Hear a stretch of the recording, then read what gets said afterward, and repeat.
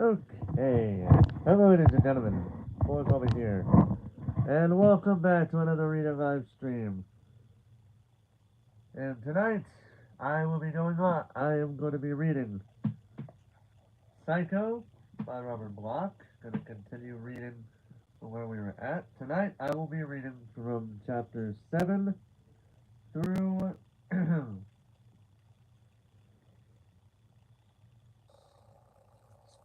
Yeah, 7, 8, and 9. Ending at chapter 10. So, without further ado, we're just going to go ahead and get right straight into it. So, hold on, let me fix my hair. I noticed it's not looking right. Hold on. Alright, so, without further ado, I'm going to do this real quick. Hold on a second.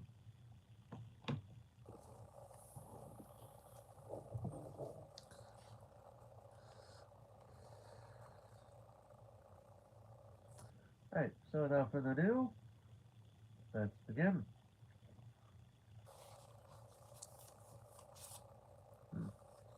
Well, we'll see how long it takes me to read these, if I get tired at all. And I did just eat something real not too long ago, so I might be good enough to read a bit more, if not more than chapter more than 7, 8, 9. Also, hello Daniel Barry, how you doing tonight? Alright. Chapter 7. The gray Stetson was on the table now, and the gray jacket was draped over the back of one of Sam's chairs.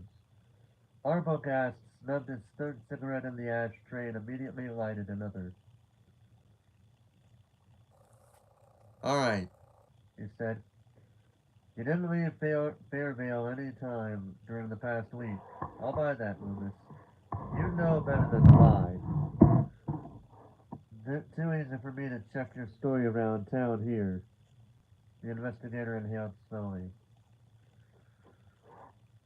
Of course, that doesn't prove Mary Crane hasn't been to see you. She could have sneaked in some evening after your store closed, just like her sister did tonight. Sam sighed. But she didn't. Look, you heard what Lila said, what Lila here told you. I haven't even heard from Mary for weeks. I wrote her a letter last Friday, the very day she's supposed to have disappeared. Why should I do a thing like that if I knew she was going to come here? To cover up, of course. A very smart move. Arbogast sailed savagely. Sam rubbed the back of his neck. I'm not that smart. Not that smart at all. I didn't know about the money. The way you've explained it, not even Mr. Lowry knew it in advance that somebody was going to bring him $40,000 in cash on Friday afternoon. Certainly Mary didn't know. How could we possibly plan anything together? She could have phoned you from a pay station after she took the money on Friday night and told you to write her. Check with the phone company here, Sam answered wearily. You'll find I haven't had any long-distance calls for a month. Arbogast nodded. So she didn't phone you. She drove straight up, told you what had happened, and made a date to meet you later after things cooled down. Lila bit her lip. My sister's not a criminal. You don't have any right to talk about her that way. You have no real proof that she took the money. Maybe Mr. Lowry took it himself.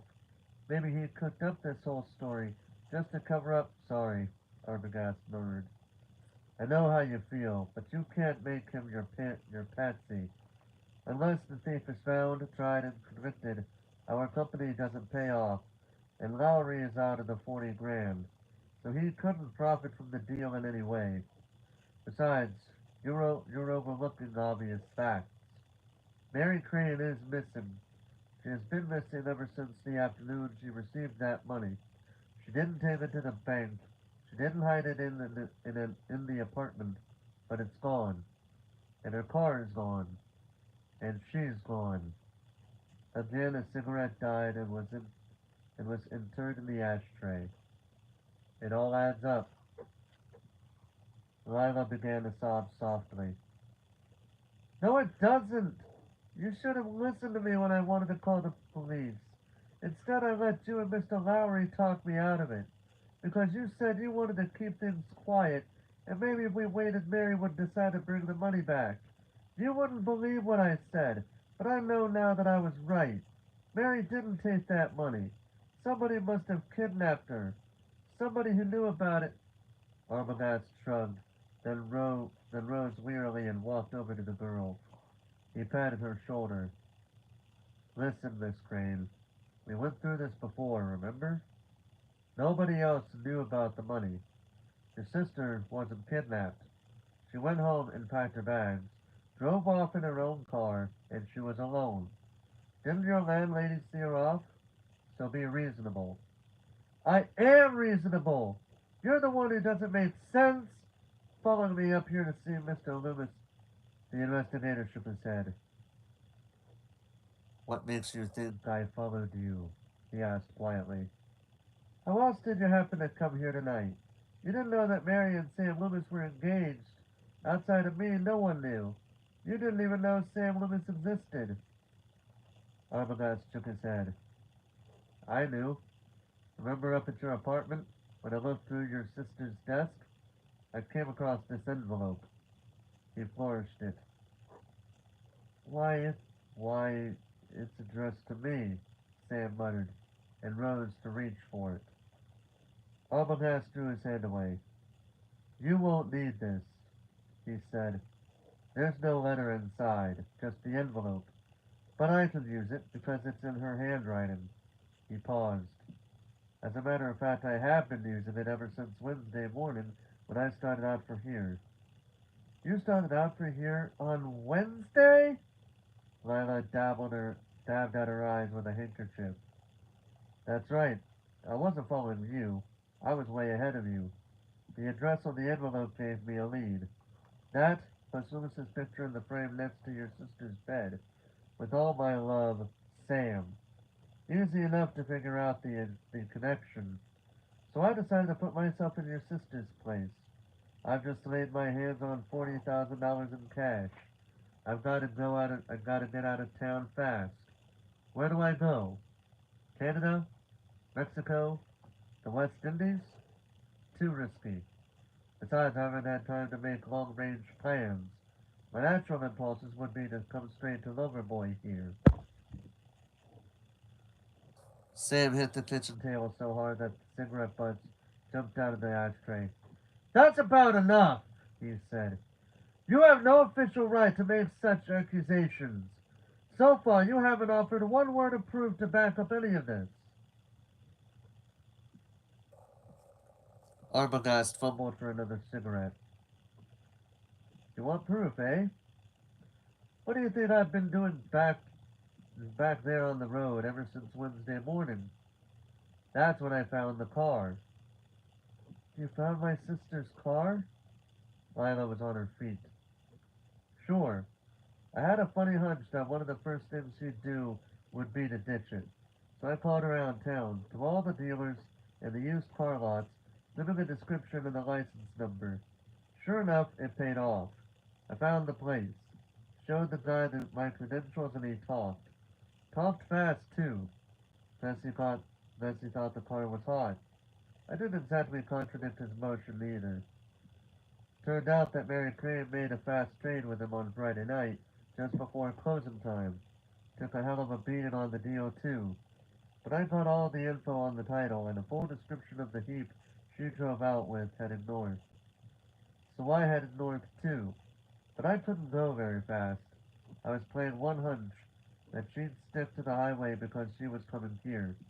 Probably drive straight through the first night. So I drove straight through for 8 hours. Then I spent a lot of time around Oklahoma City, checking motels along the highway, and used car places on the road. I figured she might switch again, just to be on the safe side, but no dice. Thursday, I got up as far as Tulsa, Some routines, same routine, same results. It wasn't until this morning when the needle turned up in the haystack. Another lot, another dealer, just north of there. She made the second trade early last Saturday, took another house shellacking, and ended up with a blue 1953 Plymouth with a bad front fender. He took a notebook from his pocket. It's all down here in black and white, he said. Title, dope, engine number, everything. Both dealers are having photostats made and sending them back to the home office for me. But that doesn't matter now. What matters is that Mary Crane drove north out of Tulsa on the main highway last Saturday morning after after switching cars twice in 16 hours. As far as I'm concerned, this is the place she was heading for. And unless something unexpected happened, unless the car broke down or there was an accident, she should have arrived here last Saturday night. But she didn't, Sam said. I haven't seen her. Look, I can dig up proof if you want it. Last Saturday night I was over at the Legion Hall playing cards. Plenty of witnesses. Sunday morning I went to church. Sunday noon I had dinner at... Arbogast raised a hand wearily. Okay, I get the message. You didn't see her. So something must have happened. I'll start checking back. What about the police? Lila asked. I still think you ought to go to the police. She moistened her lips. Suppose there was an accident. You couldn't stop at every hospital between here and Tulsa. Why, for all we know, Mary might be lying unconscious somewhere right now. She might even be... This time it was Sam who patted her shoulder. Nonsense, he muttered. If anything like that had happened, you'd have been notified by now. Mary's all right. But he glared over Lila's shoulder at the investigator. You can't do a thorough job all alone, he said. Lila's being sensible. Why not let the police in on it? Report Mary missing. See if they can locate her. Arbogast picked up the gray Stetson. We've tried it the hard way so far. I admit it. Because if we locate her without dragging in the authorities, we might save our client and the company a lot of bad publicity. For that matter, we could save Mary Crane some grief too, if we picked her up ourselves and recovered the money. Maybe there wouldn't be any charges that way. You've got to agree it was worth a try. But if you're right and Mary did get this far, then why hasn't she been to see me? That's what I want to know. Just as badly as you do, Sam told him. And I'm not going to wait much longer to find out. Will you wait another 24 hours? Arbogast asked. What do you have in mind? More checking, like I said. He raised his hand to forestall Sam's objections. Not all the way back to Tulsa. I admit that's impossible. But I'd like to nose around this territory a bit. Visit the highway and restaurants, filling stations, car dealers, motels. Maybe somebody saw her. Because I still think my hunch is right. She intended to come here. Perhaps she changed her mind after she arrived and went on. But I'd like to be sure.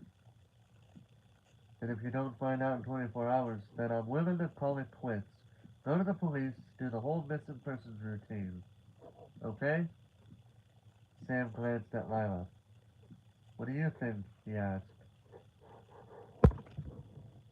I don't know. I'm so worried now. I can't think. She sighed. Sam, you decide. He nodded at Arbogast. All right, it's a deal. But I'm warning you right now. If nothing happens tomorrow and you don't notify the police, I will. Arbogast put on his jacket. Guess I'll get a room over at the hotel. How about you, Miss Crane? Lila looked at Sam. I'll take I'll take her over in a little while, Sam said. First, I thought we'd go and eat, but I'll see that she's checked in, and we'll both be here tomorrow, waiting. For the first time that evening, Arbogast smiled. It wasn't the kind of smile that would ever offer any competition to Mona Lisa, but it was a smile. I believe you, he said. Sorry about the pressure act, but I had to make sure. He nodded at Lila. We're going to find your sister for you. Don't you worry. Then he went out.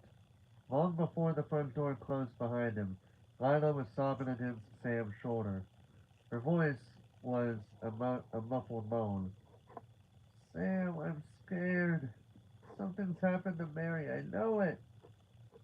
It's all right, he said, wondering at the same time why there were no better words. Why there never are any better words to answer fear and grief and loneliness. It's all right. Believe me. Suddenly she stepped away from him, stepped back, and her tear-stained eyes went wide. Her voice, when it came, was low but firm. Why should I believe you, Sam? She asked softly.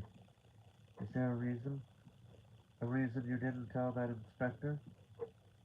Sam, was Mary here to see you? Did you know about this? About the money? He shook his head. No, I didn't know. You'll have to take my word for that, the way I have to take yours.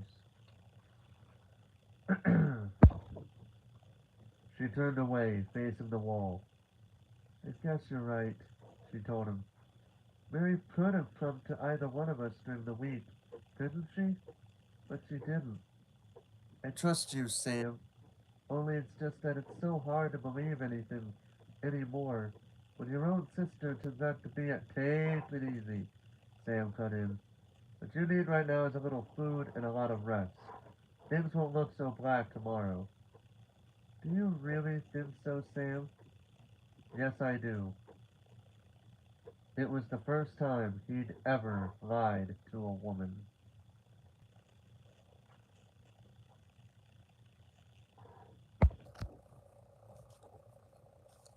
Chapter 8.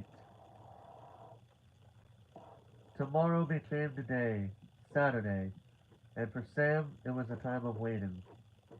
He phoned Lila from the store around 10, and she was already up, had already eaten breakfast. Arbogast wasn't in. Apparently he'd gotten an early start, but he had left a note for Lila downstairs, saying that he would call in sometime during the day. Why don't you come over here and keep me company? Sam suggested over the phone. No sense sitting around in your room. We can have lunch together and check back at the hotel to see if Arbogast calls. Better still, I'll ask the operator to transfer any calls over here to the store. Lila agreed, and Sam felt better. The one sound on this not so good, dude. Fantastic. Do you want to mind it? Oh yeah, I don't mind narrating a story from somebody. Sound on this not so good. It happens. Like sometimes there'll probably gonna be days where the sound may not be the best, uh, but there are probably gonna be days where it sounds a hell of a lot better than it is from the last time. It's just how it is. I know I have a thing where I could plug in a mic in the where I got you know this charger plugged in. You know the uh, lightning cable as they call it. Yeah, I'm pretty sure I have a microphone that can plug into that. I just don't know where it is. And even then, I don't know if it would work very well, or at all for that matter. So let's see. Did that do? Well, yeah, well, like I said, yeah, I'm always down for reading somebody's books. That's just how I am. Oh, okay. I'll just tell it to you, all right? Because I really. So to put it simply, I'll give you like this is literally a business email for something for stuff, particularly my workplace. Uh, and so that way you don't have to worry about it later.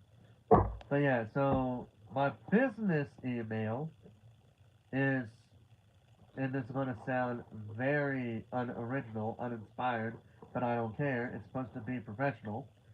Forrest Wolfle, basically my name, business at yahoo.com.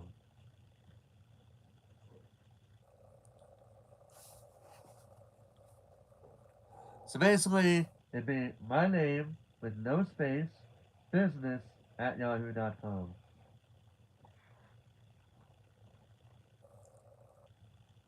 Alright.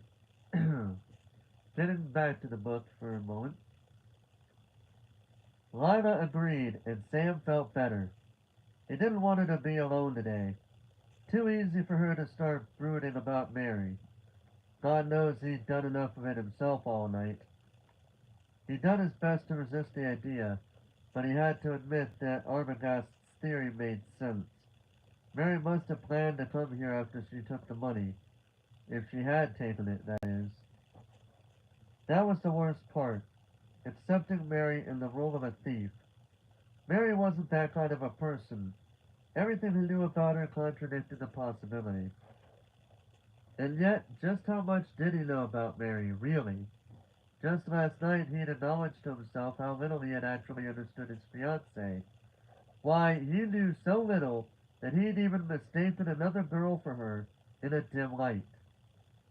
Funny, Sam told himself, how we take it for granted that we know all there is to know about another person just because we see them frequently or because of some strong emotional tie. Why right here in Fairvale there were plenty of examples of what he meant. Like old Tompkins, superintendent of schools for years and a big wheel in Rotary, running away from his wife and family with a 16-year-old girl. Whoever suspected he'd do a thing like that? Any more than they'd suspected Mike Fisher, the biggest lush and gambler in this part of the state, would die and leave all his money to the Presbyterian Orphans' Home. Bob Summerfield, Sam's clerk in the store, had worked here every day for over a year before knew he'd pulled a Section 8 in service and for trying to beat out his chaplain's brains with a pistol butt, too. Bob was all right now, of course, a nicer, quieter guy you wouldn't find in 100 years. But he'd been nice and quieter in the army, too, until something set him off, and nobody had noticed. Nice old ladies did away with their husbands after 20 years of happy marriage. Neat, meek little bank clerks suddenly up and embezzled the funds. You never could tell what might happen. So perhaps Mary did steal the money. Perhaps she was tired of waiting for him to pay off his debts, and the sudden temptation was just too much. Maybe she thought she'd bring it here, cook up some story, get him to accept it. Maybe she planned for them to run away together. He had to be honest about the possibility, even the probability, that this was the case. And if he granted that much, then he had to face the next question. Why hadn't she arrived? Who else was who else could she have headed for after leaving the outskirts of Tulsa? Once you began speculation about that, once you admitted to yourself that you didn't really know how another person's mind operated, then you came up against the ultimate admission. Anything was possible. The decision to take a wild fling out in Las Vegas, a sudden impulse to drop out of sight completely and start a whole new life under another name, a traumatic access of guilt resulting in amnesia, but he was beginning to make a federal case out of it, Sam told himself wryly, or a clinical case.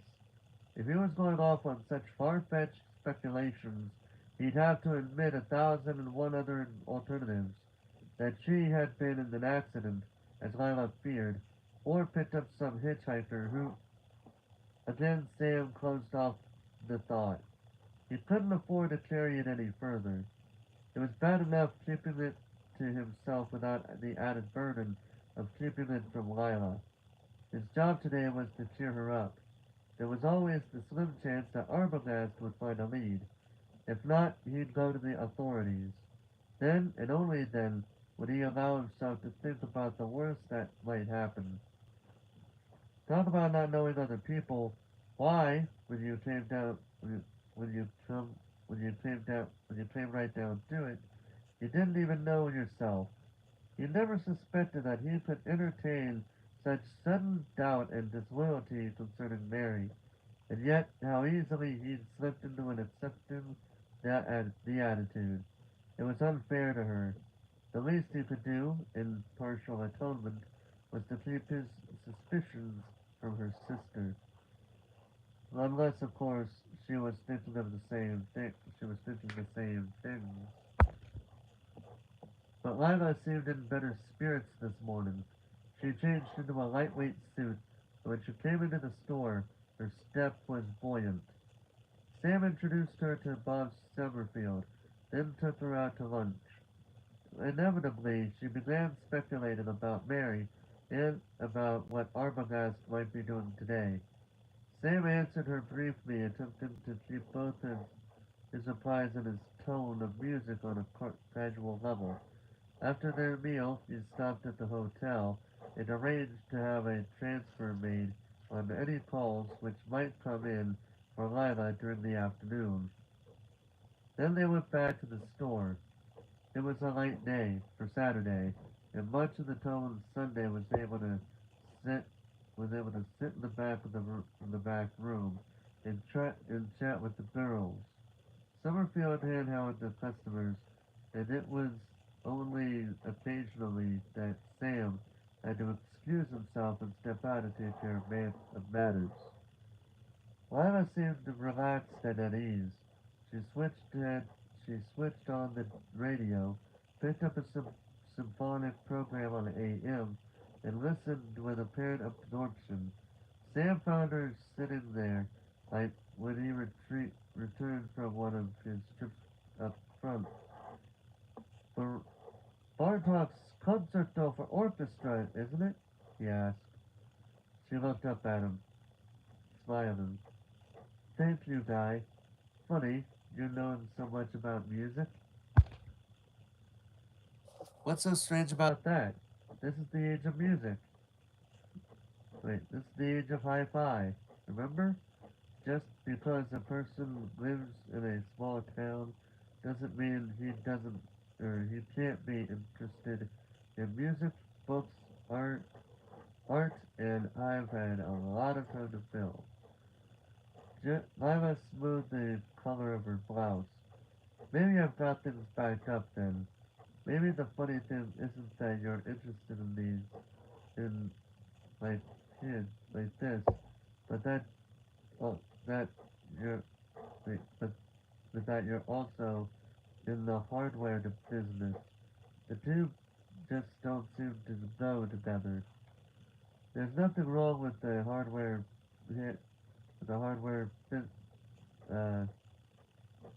hardware business.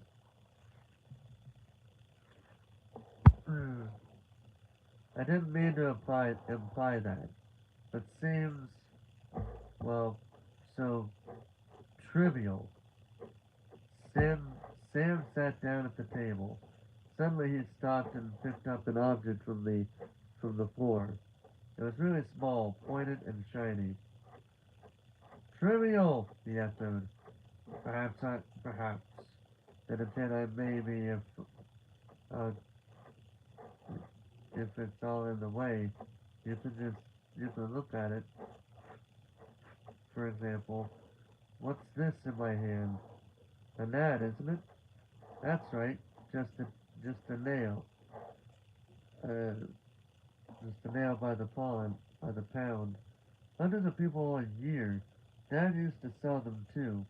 I bet we've sold like three new one, 3 new tons of nails and uh, out of this horse alone since it opened for business. All lengthy, all sizes, all common, extraordinary nails. But there's nothing trivia about a single survive. None of them. None even use you stop to think about it. Because every nail serves a purpose of an Arkham lawsuit purpose, you know something, and maybe the half the of the houses in Fairvale are situated together by nails and the yeah, see here.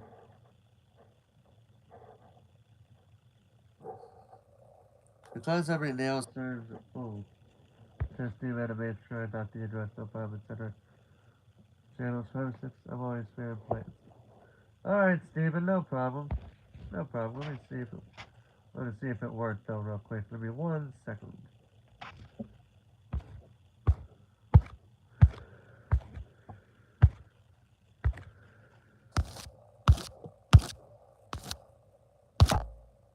Yeah, I'll give it a few hours before I do anything else for that. Anyway, hmm.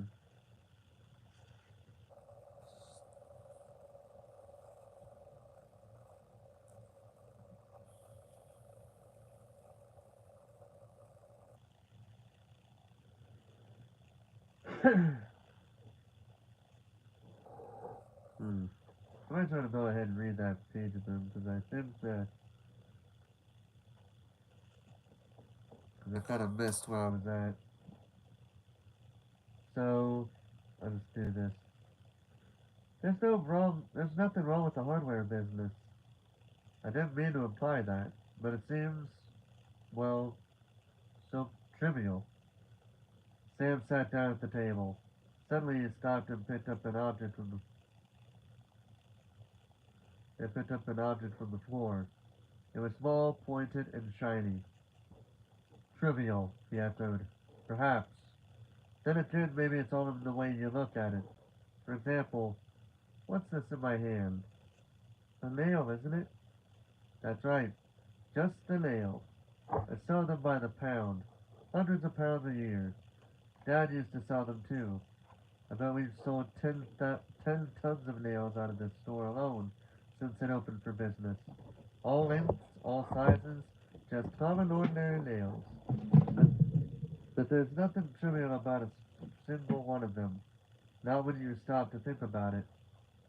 Because every nail serves a purpose, an important, a last, an important, a lasting purpose. You know something? Maybe half the frame houses in Fairvale are held together by nails we've sold right here. I guess it's a little silly of me, but sometimes when I walk down the street here in town, I get the feeling that I've helped build it. The tools I sold shaped the boards and finished them. I provided the paint and the covers, the houses, the brushes which applied to it, the storm doors and screens, the glass for the windows. He broke off with self-conscious grin. Listen, listen to the master builder, will you? But no, I mean it. Everything in this business makes sense because it serves a real purpose, fills a need that's a part of living.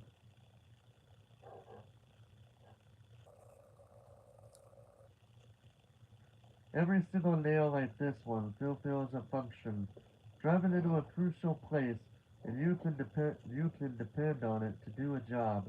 Keep on doing it for 100 years to come, long after we're dead and gone, both of us.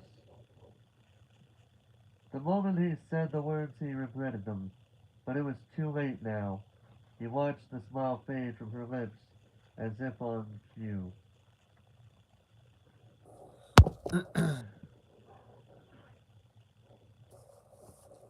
Sam, I'm worried. It's almost 4 now, and Arbogast hasn't called. He will. Just be patient. Give him time. I can't help it. You said 24 hours, and then you'd go to the police if you had to. I meant it. But it won't be 24 hours until 8 o'clock.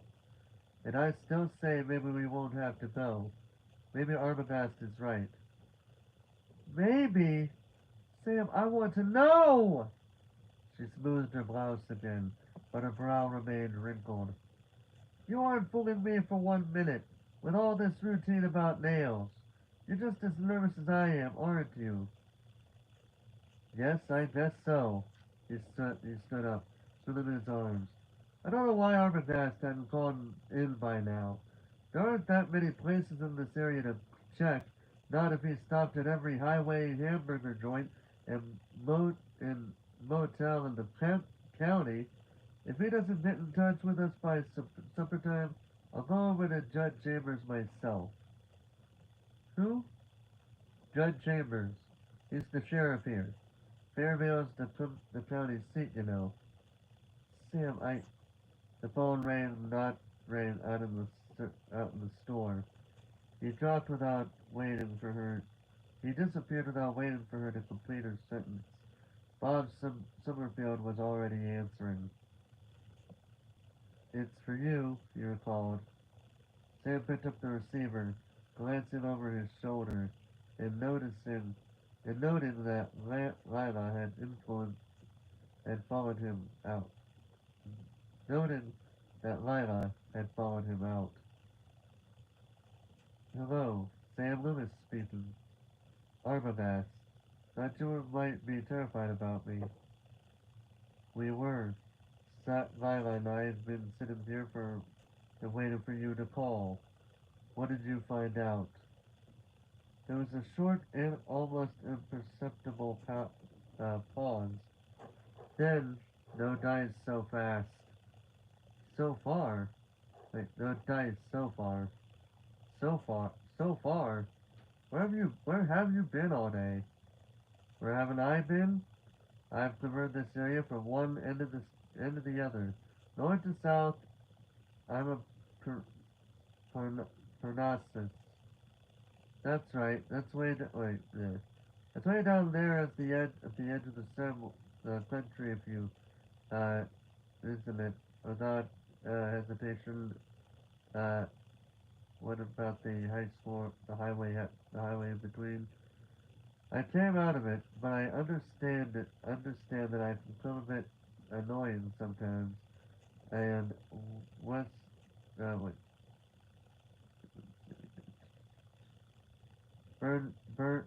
but I understood I can come back another as a way or an,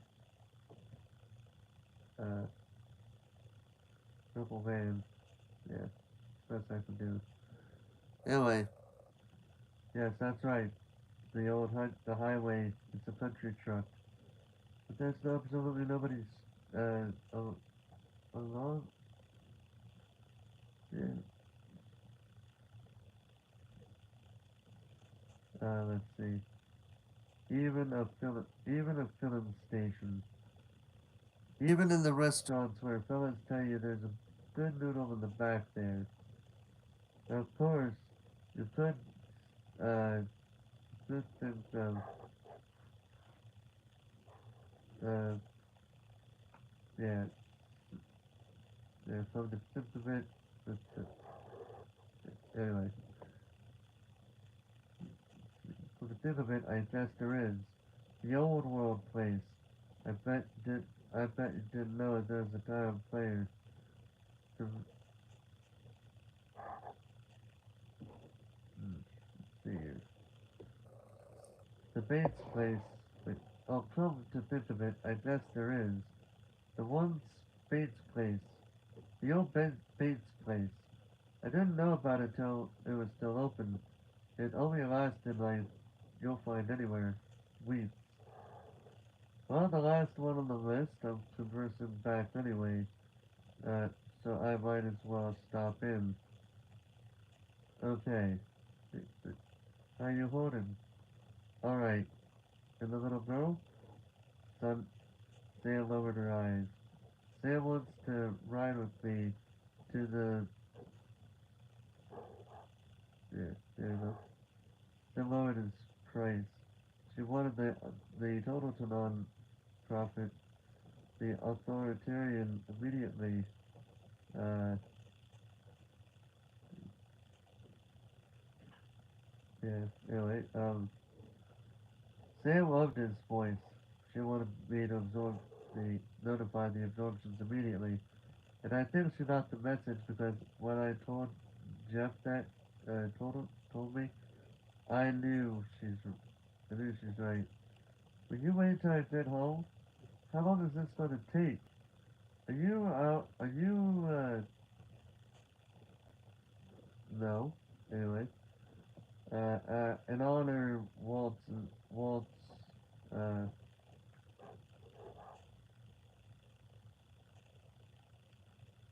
let's see here. Trying to do this right. See. An hour, maybe. Unless I run into something at this motel. Arbogast hesitated. Look, we made a bargain. I'm not willing to let my dad, yeah, so all I'm asking is for you to wait until I come back to town. Let me go with you with, uh,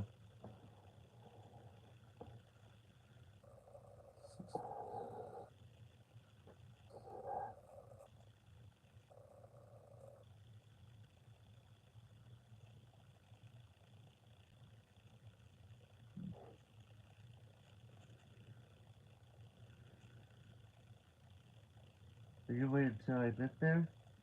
How long is it gonna take? An hour, maybe. Unless I turn into something at this motel, Arbogast stated. He looked at the dragon bear, bargain's eyes. Yes.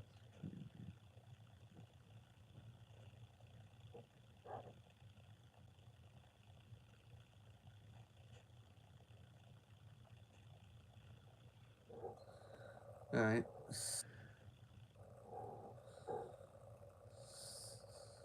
Look, we made a bargain. I'm willing to keep my end of it. All I'm asking is for you to wait until I come back to town. Let me go with you to raid the place. It'll be a lot easier to make cooperations that way, which me along.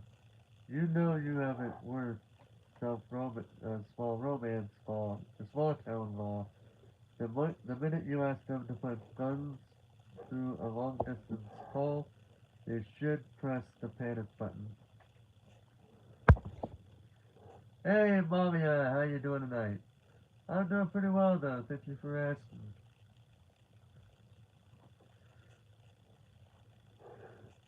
We'll give you an hour, Sam said. You can find us here at the store. He hung up and turned away. What did he say? Lila asked. He didn't find out anything, did he? Well, no, but he isn't finished yet. There's another place where he plans to stop. Only one more planet? Don't say it like that. Maybe you heard something, Sheriff. You heard what I told him. All right. We'll wait. One bonus, you sand. It wasn't obvious that Sam was almost grateful to whom the Saturday night love train came into life, and he had an excuse, God damn it, wasn't a hour. Sam was almost grateful when the late Saturday afternoon was crowd named. It stood in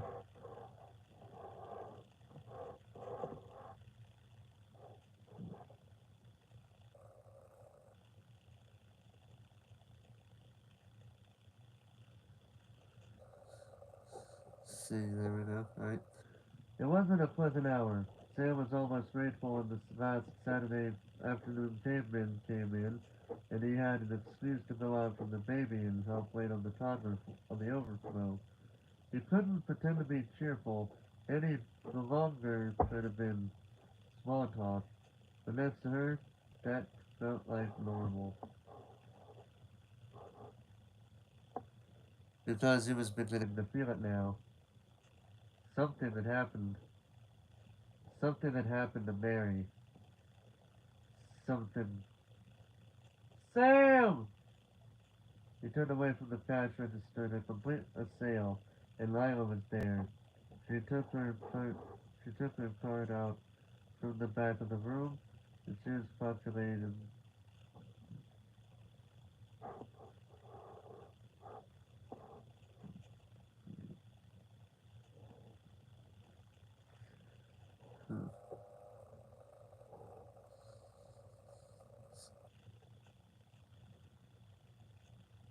He turned away from the cash register to complete the sale, and Lila was there.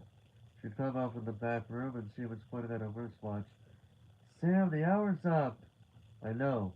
Let's give him a few more minutes, shall we? I've got to close this deal up the store anyway. All right, but only a few minutes. Please, if you knew how I felt. I do know. He squeezed his arm, squeezing it out his smile. Don't worry, he'll be here any sorrow. Hmm.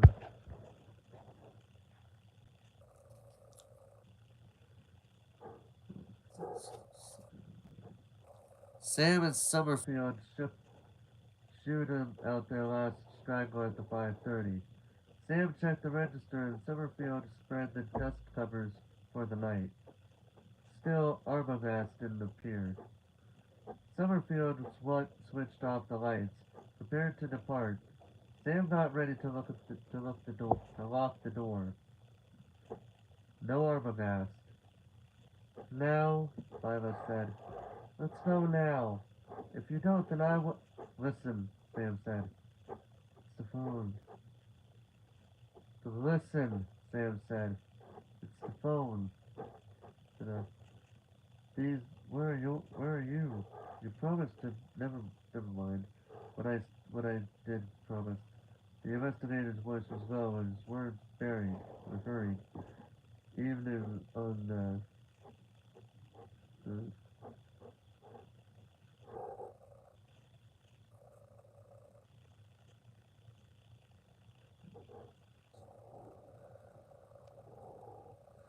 hmm. Where are you? You've got to. Never mind about what I promised. The investigator's voice was low. His words hurried. I'm out at the motel, and I've only got a minute. Wanted to let you know what I haven't shared. Listen, I found a lead. Your girlfriend was here all right last Saturday night. Mary? You sure? Pretty sure.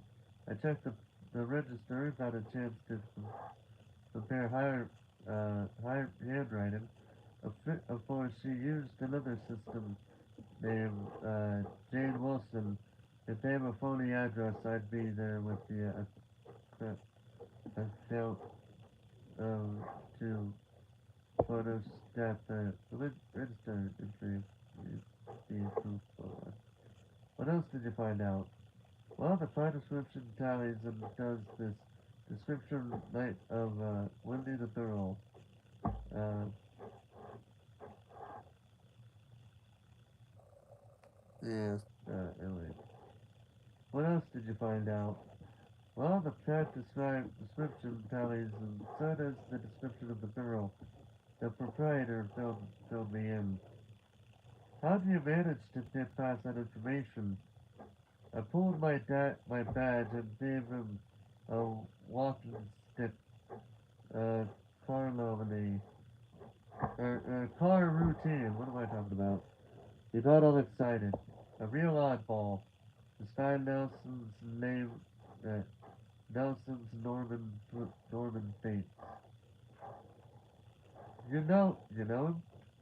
No, I can't say that I do.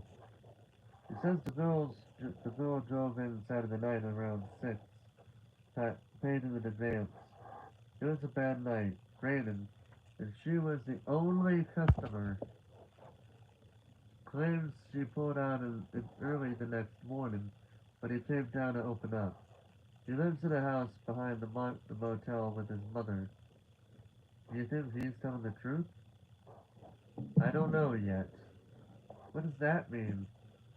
Well, I put a little heat on him about the car and all, and he just lets it. He let it slip that he'd invited the girl up to the house and for supper, saying that was all there was to it. His mouth could verify it. Did you talk to her? No, but I'm going to. She's up at my house, in the room. He tried to hand me a wine. Uh,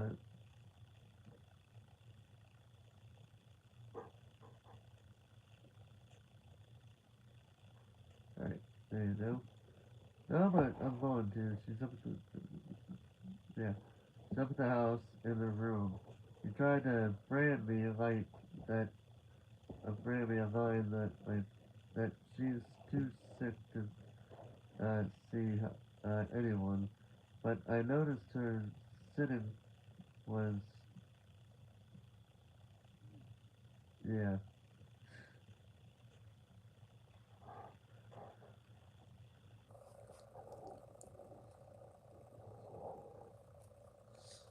Right. Sorry with all the constant stops and continuings on. Kind of irritates me a little bit, but it is what it is.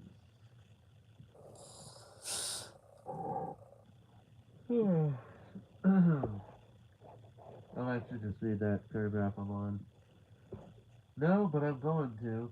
She's up at the house in her room. She tried to lend me a line that she's too sick to see anyone, but I noticed her sitting at the bedroom window, giving me the once over when I drove in. So I told him I was going to have a little chat with this old lady whether he liked it or not.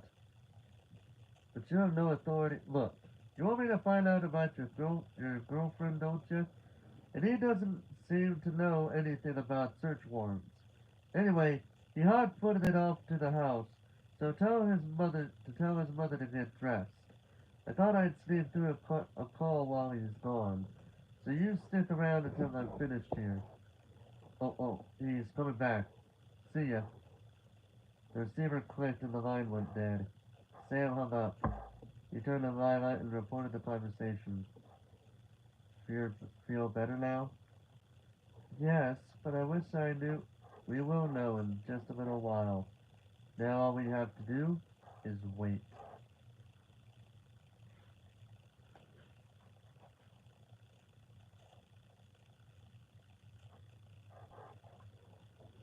Hmm.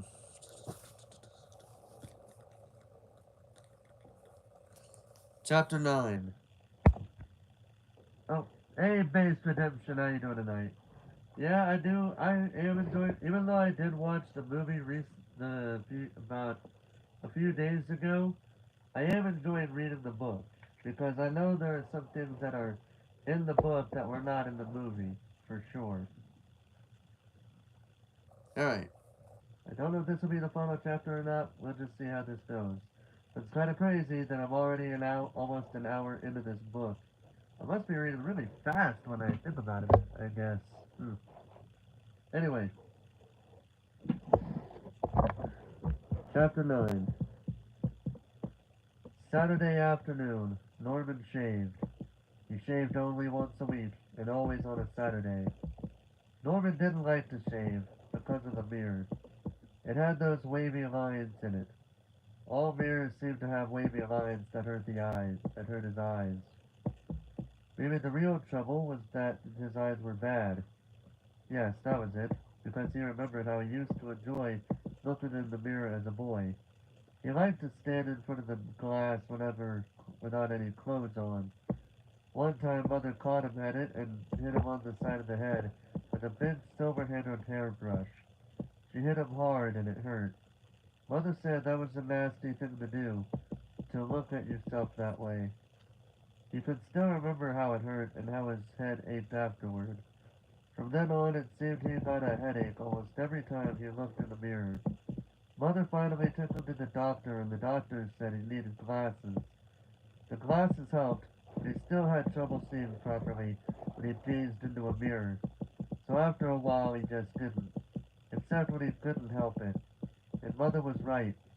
It was nasty to stare at yourself, all naked and unprotected, to peep at the blubbery fat, the short hairless arms, the big belly, and underneath it. When you did, you wished you were somebody else. Somebody who was tall and lean and handsome, like Uncle Joe Considine.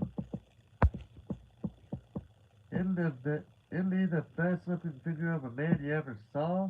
Mother used to remark. It was the truth, too, and Norman had to admit it, but he still hated Uncle Joe Considine, even if he was handsome, and he wished Mother wouldn't insist on calling him Uncle Joe. because he wasn't any real relation at all, just a friend who came around to visit Mother, and he got her to build the motel too, after she sold the farm acreage. That was strange.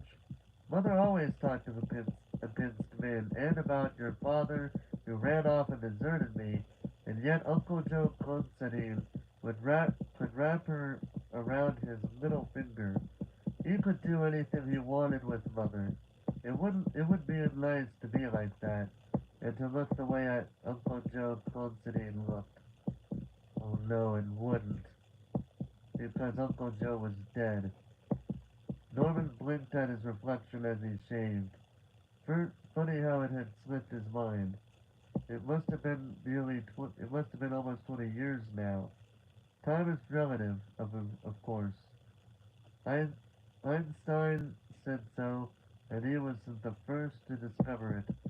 The ancients knew it too, and so did some of the Mason Dixon Amwise stiff or the modern mystics like Aleister Crowley and Puspinski. Norman had read them all, but he even owned some of the books. Mother didn't approve. She called these things were half were or were against religion, but that wasn't the real reason. It was because when he read the books, he wasn't her like little boy anymore. He was a grown man, and a man who studies the secret of Halloween and space and mastered the secrets of dimension and training.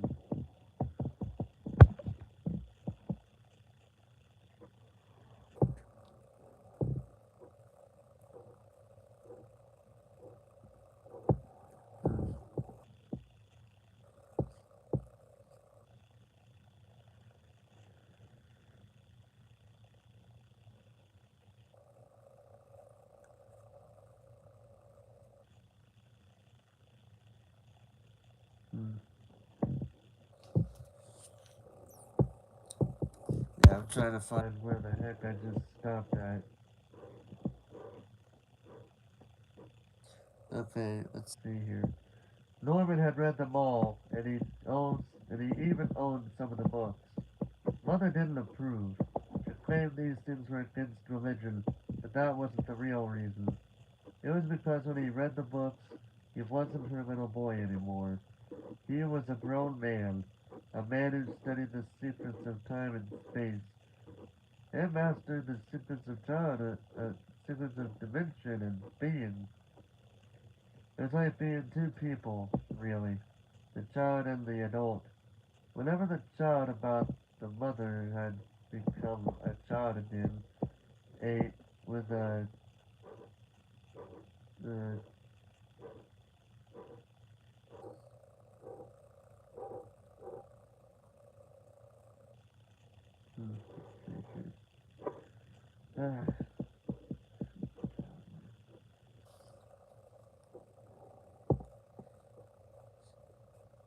it was like being two people, really, the child and the adult. Whenever he thought about mother, he became a child again. With a child's vocabulary, frames of reference, and emotional reactions. But when he was by himself, not actually by himself, but off in a book, he was a martyr, a mature individual, mature enough to earn, mature enough to understand that he might even be the victim of a mild force of schizophrenia, or like some sort of borderline neurosis. Granted, it wasn't the healthiest situation in the world, being mother's little boy and had its dark sides. On the other hand, as long as he recognized the dangers he could cope with them, and with mother, it was just lucky for her that he knew when to be a man, and he did know a few things about psychology and parasocial psychology too. It had been lucky when Uncle Joe Considine hated him, and it was lucky against last week, when that girl came running along. If he hadn't acted as an adult, Mother would be in a real trouble right now. Norman fingered the razor. It was sharp, very sharp. He had to be careful not to cut himself.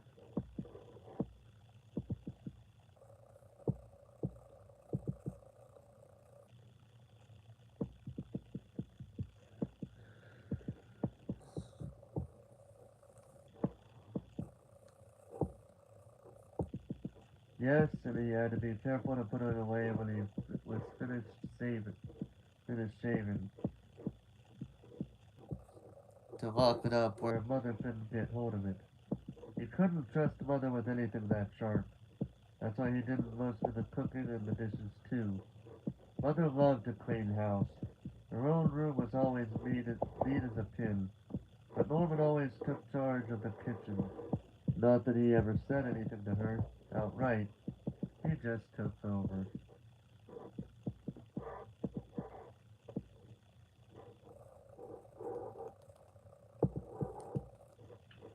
She never questioned him either, and he was glad of that. Things had gone along for a whole week now since that girl had come last Saturday, and they hadn't discussed the affair at all. It would have been awkward and embarrassing for both of them.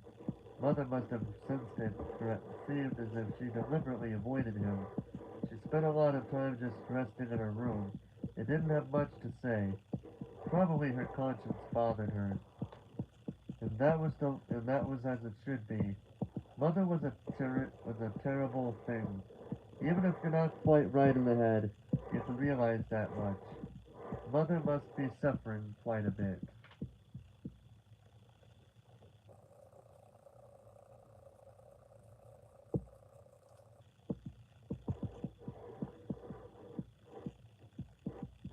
Perhaps catharsis would help her, but Norman was glad she hadn't spoken, because he was suffering too.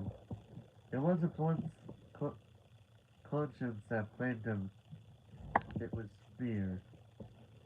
All week long he'd waited for something to go wrong.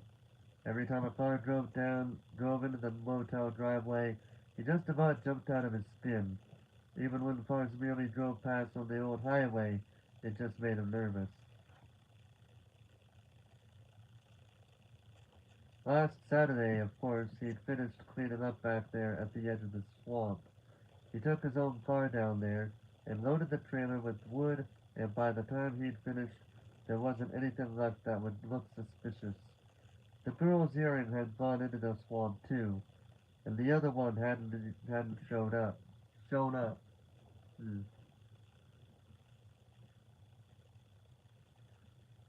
So he felt reasonably secure. But on Thursday night, when the state highway patrol car pulled into the driveway, he almost passed out. The officer just wanted to use the phone. Afterward, Norman was able to laugh to himself, yet this time it wasn't a joke at all. Mother had been sitting at her window in the bedroom, and it was just as well the officer hadn't seen her. Mother had looked out of the window a lot during the past week. Maybe she was worried about visitors too. Norman tried to tell her to stay out of sight, but he couldn't bring himself to explain why, any more than he could discuss with her why he wouldn't permit her to come down to the motel and help out. He just saw it to say that she didn't. The, the house was the place where she belonged. You couldn't trust Mother around strangers, not anymore, and the less they knew about her, the better. You should never have told that girl. Norman finished shaving and washed his hands again. He noticed this compulsion in himself, particularly during the past week. Guilt feelings. A regular Lady Macbeth. Shakespeare had known a lot about psychology. Norman wondered if he had known other things too. There was the ghost of Hamlet's father, for example. No time to think about that now. He had to get down to the motel and open up. There's been some business during the week, not very much. Norman never had more than 3 or 4 units occupied on a given night, and that was good. It meant he didn't need to rent out number 6. Number 6 had been the girl's room. He hoped he'd never have to rent it out. He was done with that sort of thing. The petting, the voyeurism. That was what caused all the trouble in the first place. If he hadn't peeped, if he hadn't been drinking, no sense crying over spilled milk, though, even if it hadn't been milk. Norman wiped his hands, turning away from the mirror. Forget the past. Let the dead bury the dead. Things were working out fine, and that was the only thing he had to remember. Mother was behaving herself. He was behaving himself. They were together as they always had been.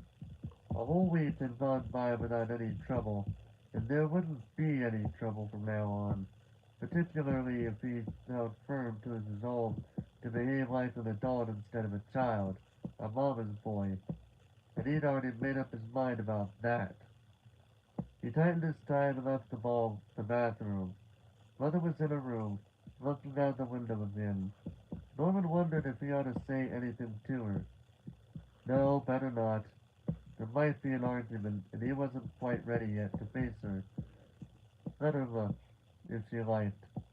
Poor, sick old lady, chained to the house here. Let her watch the world go by. That was the child speaking, of course, but he was willing to make such a concession as long as he behaved like a sensible adult, as long as he as long as he locked the downstairs door when he went out. It was locking the doors all week long which gave him his new sense of security. He'd taken her keys away from her too, the keys to the house and the keys to the motel. Once he left, there was no way she could get out. She was safe in the house and he was safe in the motel. There could be no repetition of what had happened last week as long as he observed the precaution. After all, it was for her own good. Better the house than an asylum. Norman walked down the path and came across the corner toward his office just as the towel service truck drove up on its weekly rounds. He had everything ready for the driver. He accepted the fresh supply and gave him the old dirty linen. The towel service handled the laundering of sheets and pillowcases too. That made it simple. Actually, there was no trick to operating a motel these days. After the trick departed, Norman went in and cleaned up number 4. Some traveling salesman from up in Illinois had pulled out earlier in the day. Left the usual mess, too. Cigarette butts on the edge of the wash bowl, and a magazine on the floor next to the toilet seat. One of those science fiction things. Norman chuckled as he picked it up. Science fiction! If they only knew! But they didn't know. They'd never know. And they must not know. As long as he was careful about Mother, there'd be no risk. He had to protect her, and he had to protect others. What had happened last week proved it. From now on, he'd be extra careful, always, for everyone's sake. Norman walked back to the office and put the towels away. There was already a fresh supply of linen in every unit. He was ready for today's business, if any.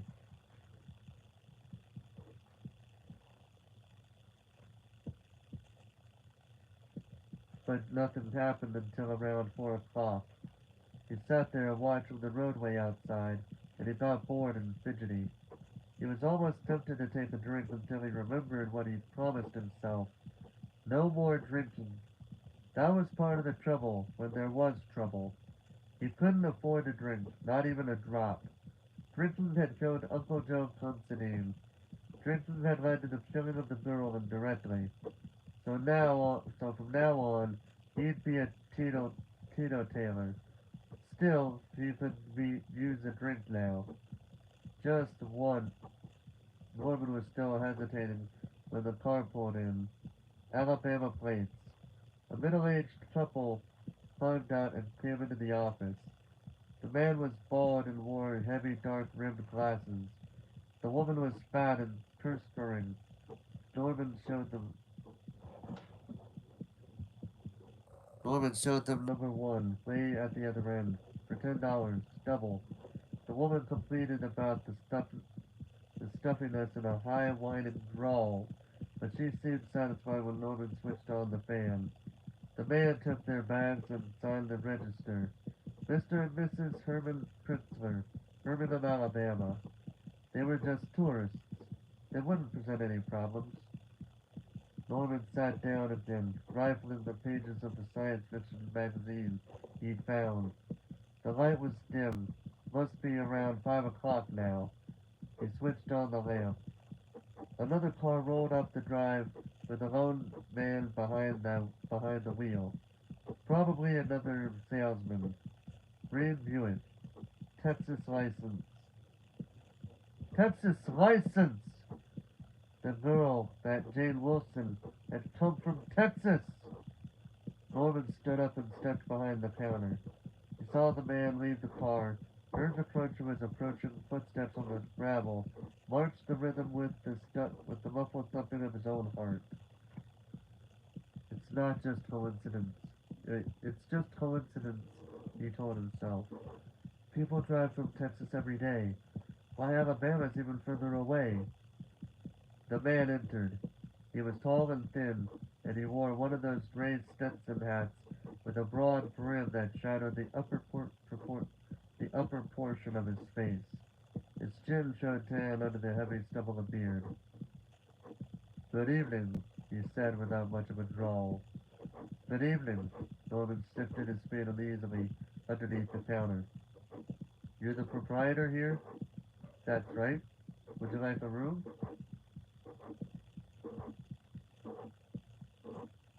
Not exactly.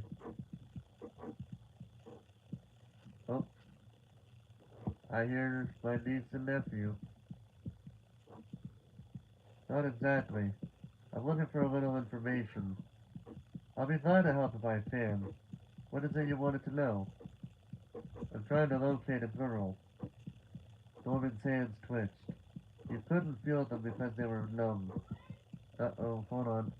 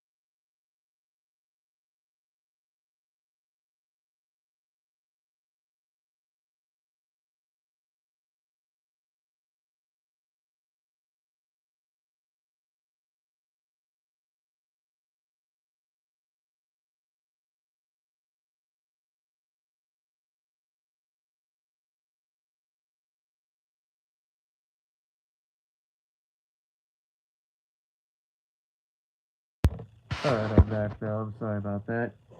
My nephew just came into my room. So yeah, that's why I had to mute my mic. Because obviously, even though you did kind of hear him shout my name out, I'm not gonna have his voice be heard. I'm trying not to have his voice being heard that much. You know what I'm saying? So yeah. anyway, anyway, Norman's hands twitched. He couldn't feel them because they were numb. He was numb all over. His heart wasn't pounding anymore. It didn't even seem to be beating. Everything was quiet. It would be terrible if he screamed. Her name is Crane, the man said. Mary Crane, from Fort Worth, Texas. I can't believe I actually figured that out, if I remembered right. Fort Worth, Texas. I was wondering if she might have registered here. Norman didn't want to scream now. He wanted to laugh.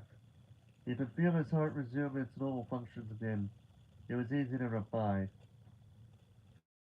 No, he said. There hasn't been anybody by that name here. You sure? Positive. We don't get too much business these days.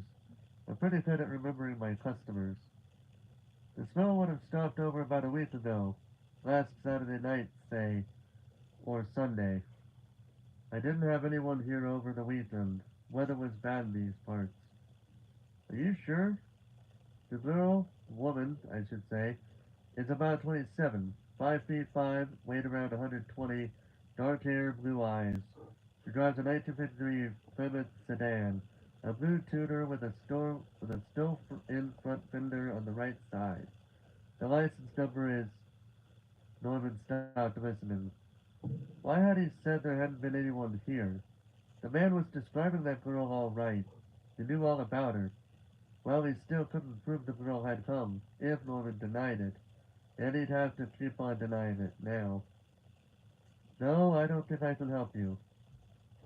Doesn't the description match? Doesn't the description fit anyone who's been here during the past week? It's quite likely she would have registered under another name. Perhaps if you'd let me look over your register for a minute. Norman put his hand in the ledger and shook his head. Sorry, mister, he said. I couldn't let you do that. Maybe this will change your mind. The man reached into his inside coat pocket, and for a minute, Norman wondered if he was going to offer him some money. The wallet came out, but the man didn't remove any bills. Instead, he flipped it open and laid it on the counter so Norman could read the card. Milton Arbogast, the man said. Investigator for Parity Mutual. You're a detective? He nodded. I'm here on business, Norman Bates. Mr. Bates. My company wants me to locate this girl, and I'd appreciate your cooperation. Of course, if you refuse to let me inspect your register, I can always get in touch with the local authorities. I guess you know that. Norman didn't know, but he was sure of one thing. There mustn't be any local authorities to come snooping around. He hesitated, his hand still covering the ledger. What's this all about? He asked. What did this girl do? Stolen car, Mr. Arbogast told him. Oh. Norman was a little more relieved. For a moment he'd been afraid it was something serious. Was missing or wanted for some major offense. In that case, there'd be a real investigation. But a missing car, particularly an old beat-em-up heap like that one? All right, he said. Help yourself. I just wanted to make sure you had a legitimate reason. He removed his hand. It's legitimate, all right. But Mr. Arbogast didn't reach for the register right away. First he took an envelope out of his pocket and laid it down on the counter. Then he grabbed the ledger, turned it around, and thumbed down the list of signatures. Norman watched his blunt thumb move, saw it stop suddenly and decisively. I thought you said something about not having any customers last Saturday or Sunday. Well, I don't recall anyone. I mean, we might have had one or two, but there was no big business. How about this one? This Jane Wilson from San Antonio. She signed in on Saturday night. Jesus, cow, that was loud. Oh, come to think of it, you're right. The pounding had started up in Norman's chest again, and he knew he'd made a mistake when he pretended not to recognize the description, but it was too late now. How could he possibly explain in such a way so that the detective wouldn't be suspicious? What was he going to say? Right now, the detective wasn't saying anything. He had picked up from the envelope and laid it alongside the ledger page, comparing the handwriting. That's why he'd brought the envelope out. It was in her handwriting. Now he'd know. He did know. Norman could tell could tell it when the detective raised his head and stared at him. Here, close up, he could see beneath the shadow cast by the hat brim. You could see the cold eyes, the eyes that knew. It's the girl, all right. The handwriting is identical. It is? Sure?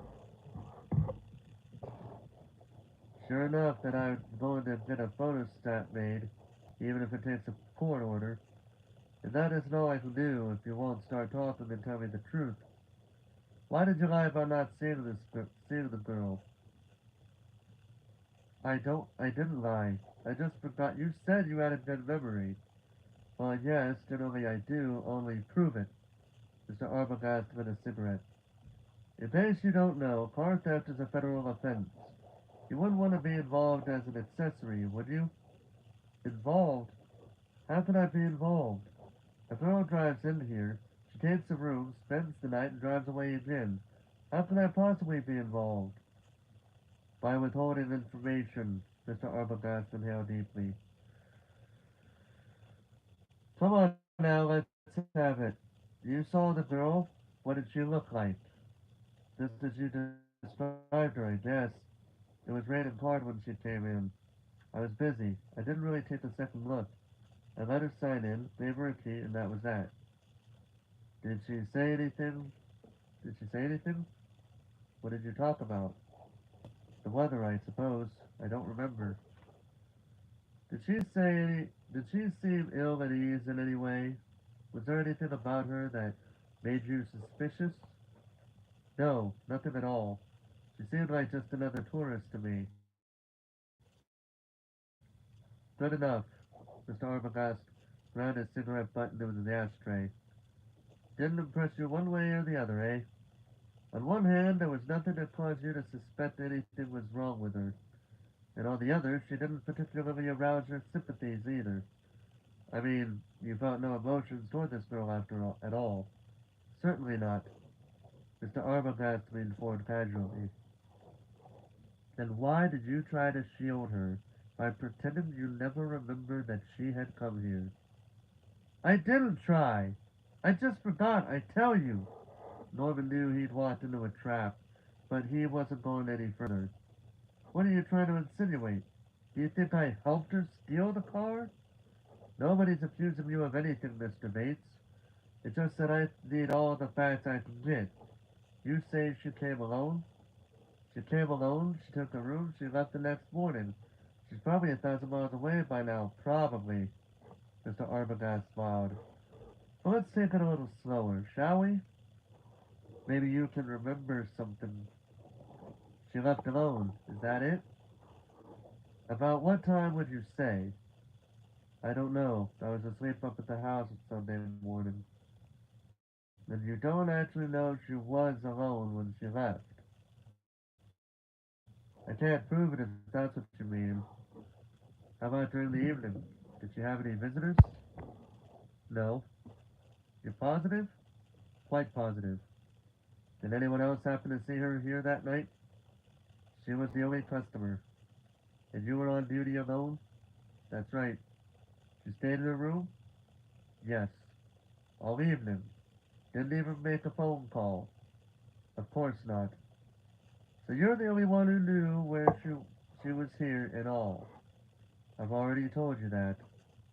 What about the old lady? Did she see her? What old lady? The one up at the house in the back of here.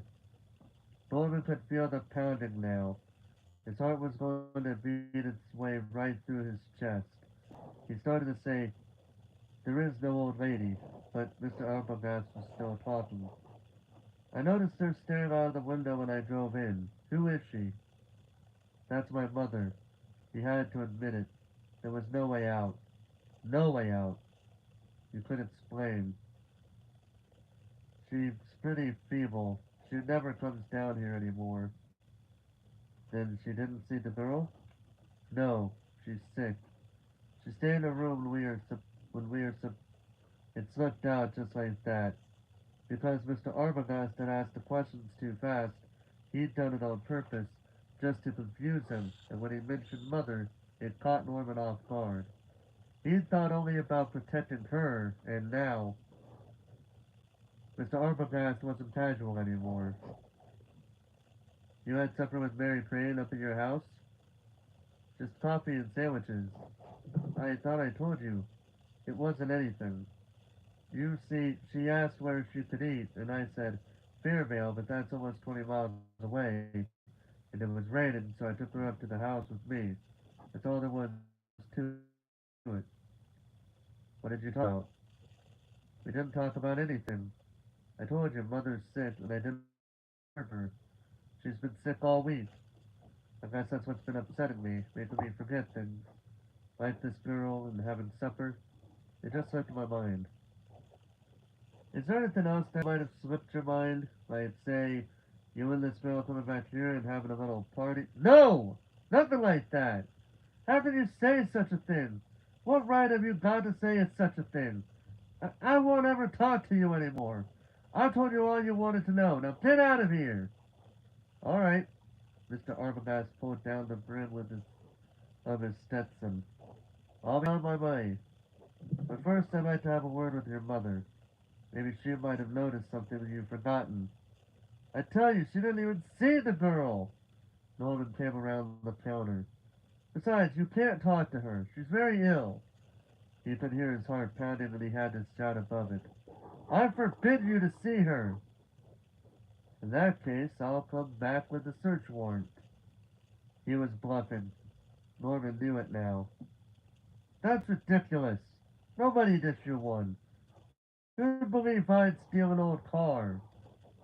Mr. Arbogast lit another cigarette and threw the match into the ashtray. I'm afraid you don't understand, he said almost gently. It isn't really the car at all. You might as well have the whole story. This girl, Mary Crane, stole $40,000 in cash from a real estate firm in Fort Worth. 40,000, that's right. Snip down with the money. You can see it's a serious business. That's why everything I can find out is important. That's why I'm going to insist on talking to your mother, with or without your permission. But I've already told you she doesn't know anything. And she's not well. She's not well at all. I promise I won't say anything to upset her. Mr. Arbogast paused. Of course, if you want me to come back with the sheriff and the warrant. No! Norman shook his head hastily. You mustn't do that. He hesitated, but there was nothing to hesitate about now.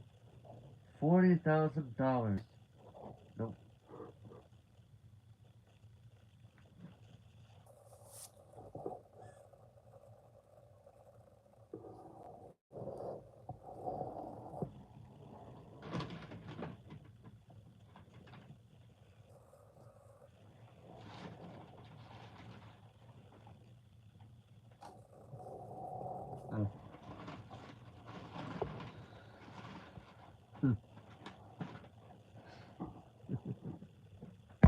um, I was like doing that.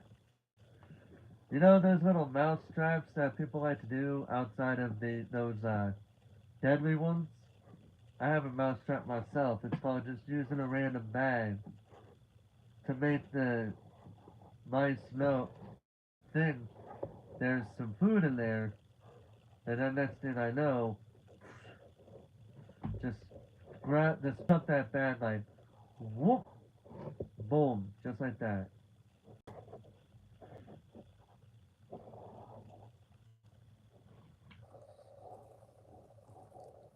Anyway, $40,000. No wonder he'd asked so many questions. Of course he could get a warrant. No use making a scene.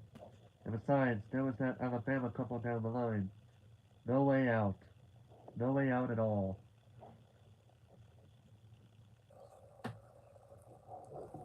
All right, Norman said. You can talk to her, but let me go up to the house first and tell her you're coming. I don't want you busting in without any explanation and getting her all excited. He moved toward the door. You wait here in case anyone drives in. Okay. Arbogast nodded, and Norman hurried over. It wasn't much of a climb up the hill, but he thought he'd never make it. His heart pounded the way it had the other night, and it was just like the other night now. Nothing had changed. No matter what you did, you couldn't get away from it. Not by trying to behave like a good boy, and not by trying to behave like an adult either. Nothing helped because he was what he was, and that wasn't enough. Not enough to save him and not enough to save Mother. If there was going to be any hope at all now, it would have to come from her. Then he unlocked the front door and climbed the stairs and went into her room, and he intended to speak to her very calmly, but when he saw her just sitting there by the window, he couldn't hold it back. He began to shake when the sobs came tearing up out of his chest. The terrible sobs, and he put his head down against her skirt, and he told her, "All right," Mother said. She didn't seem surprised at all. "We'll take care of this. Just leave everything to me." "Mother, if you just talk to him for a minute and help him, you tell him you don't know anything, you'd go away then." "But he'd come back. $40,000. That's a lot of money. Why didn't you tell me about it?" "I didn't know. I swear it. I didn't know." "I believe you. Only he won't. He won't believe you, and he won't believe me. He probably."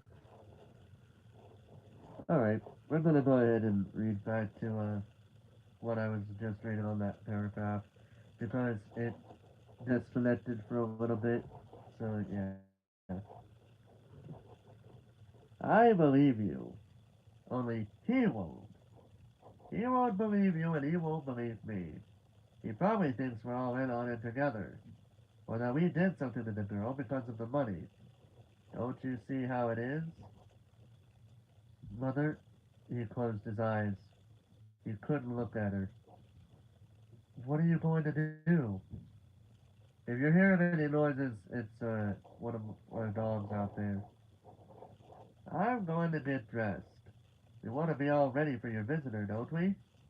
I'll just take some things into the bathroom. You can go back and tell this Mr. Arbogast to come up now."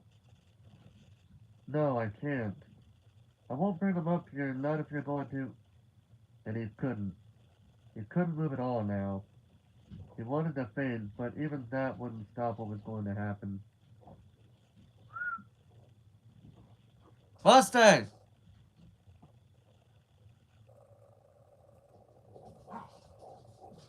Hold up.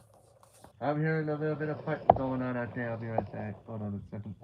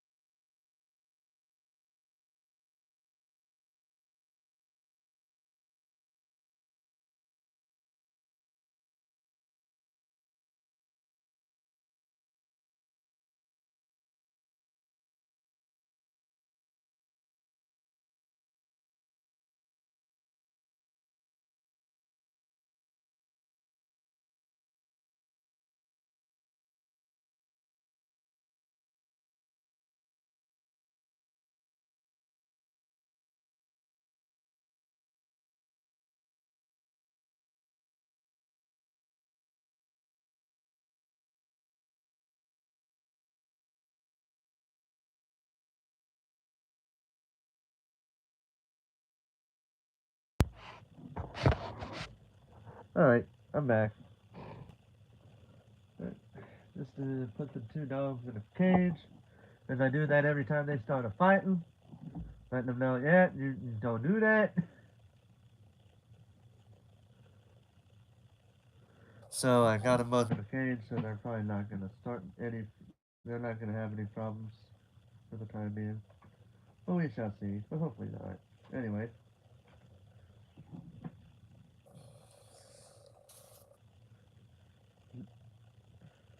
no, I can't. I won't bring them. I won't bring them up here. Not if you're going to. And he couldn't. He couldn't move at all now. He wanted to faint, but even that wouldn't stop what was going to happen. In just a few minutes, Arbogast would get tired of waiting. He'd walk up to the house alone. He'd knock on the door. He'd open it and come in. And when he did, Mother, please, listen to me! But she didn't listen. She was in the bathroom. She was getting dressed. She was putting on makeup. She was getting ready. Getting ready. And all at once, she came gliding out, wearing the nice dress with the ruffles. Her face was freshly powdered and robed. She was pretty as a picture, and she smiled as she started down the stairs. Before she was halfway down, the knocking came. It was happening. Mr. Arbogast was here. He wanted to call out and warn him, but something was stuck in his throat. He could only listen as Mother cried gaily, as in happily, I'm coming! I'm coming! Just a moment now! And it was just a moment.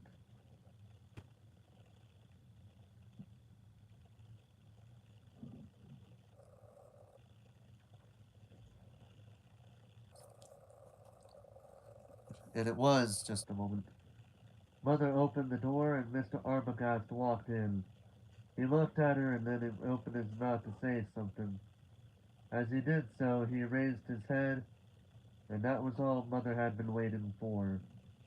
Her arm went out and something bright and glittering flashed back and forth, back and forth. It hurt Norman's eyes, and he didn't want to look. He didn't have to look either, because he already knew. Mother had found his razor.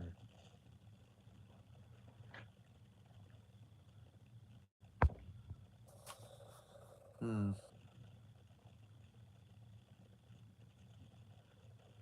You know what? I think I'll stop there, like I initially wanted to. Because I also like how they kind of end it with certain chapters where they got the start of the chapter on one side and the blade side on the other.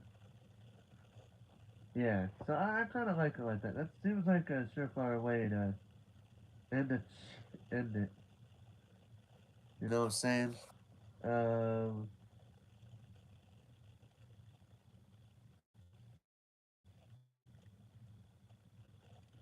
but anyway, so that will be the end of this reading stream.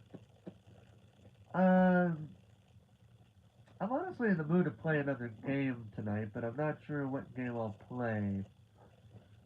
But as far as this goes, okay, Master Thames, check your email. Alright, Steven. Actually, let me see something real quick. Hold on. Alright, I was just checking on something real quick. I'm actually going to go and get something real quick. I will be right back. Give me 1 second.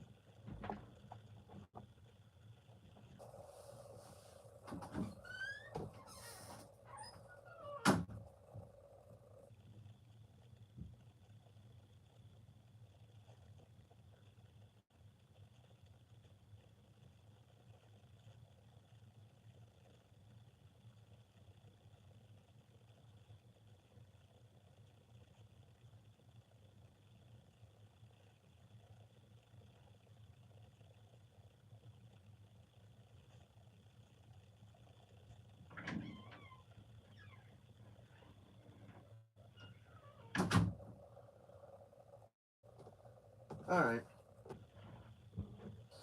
Alright. So, here's what I'm gonna try to do. We're gonna go for another raid. I already did a raid earlier, raiding a friend of mine. But we're gonna see if there's anybody else available to raid. If not, I might just have to raid that friend again. If you guys want to do that, that's up to you. But it'd be kind of weird to raid someone twice in a row, but that's just my thought on it. Actually, I just found a person to raid just now, alright? So here's what we're gonna do. So we're gonna partake, so this is gonna be a raid for a friend of mine who I haven't raided in a while, actually. So I'm gonna actually turn this down all the way so you don't have to hear it. But I do have to go on my stream so you guys can see it. So here is so for those of you that don't know how a raid works, it's pretty much where oh wait, that's a different oh here it is. This is the one I was looking for. That was the one I was looking for. Uh Alright, so uh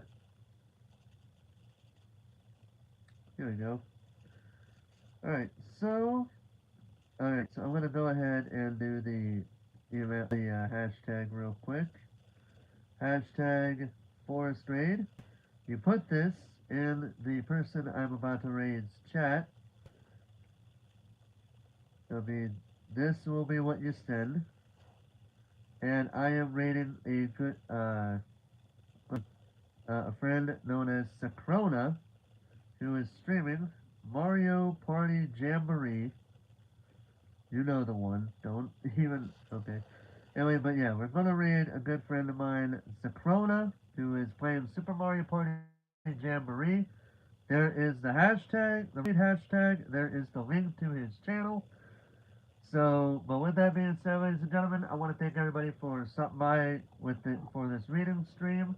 I'll be back on in about, I'd say maybe 10 minutes, 10, 15 minutes, with at least at most, uh, with a game that that I'm probably gonna want to play. But for now, thank you guys so much for watching. Hope you guys enjoyed, and until next time, ladies and gentlemen, this is Forrest Walpole signing off.